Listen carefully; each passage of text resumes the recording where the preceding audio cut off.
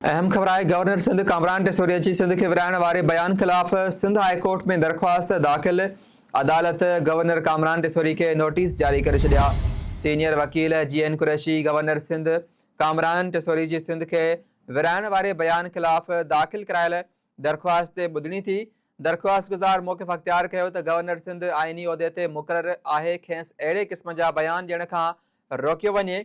अदालत governor Sindh, advocate general Sindh ऐं attorney general के नोटिस जारी करे छॾिया। ॿुधणी 10 मार्च ताईं मुलतवी कई वई। अहम ख़बर आहे। गवर्नर सिंध कामरान टेसोरिया जी सिंध के विराइण वारे बयान ख़िलाफ़ सिंध हाई कोर्ट में दरख़्वास्त दाख़िल कई वई आहे। अदालत गवर्नर कामरान टेसोरी के नोटिस जारी करे छॾिया। सीनियर वकील GN कुरैशी गवर्नर सिंध कामरान टेसोरी जी सिंध के विराइण वारे बयान ख़िलाफ़ दाख़िल कयल दरख़्वास्त ते ॿुधणी थी। दरख़्वास्त गुज़ार मौक़िफ़ अख़्तियार कयो त गवर्नर सिंध आइनी उहिदे ते मुक़ररु आहे, खेसि अहिड़े क़िस्म जा बयान ॾियण खां रोकियो वञे। अदालत governor Sindh, advocate general Sindh ऐं अटॉर्नी जनरल के नोटिस जारी करे छॾिया। ॿुधणी 10 मार्च ताईं मुलतवी कई वई।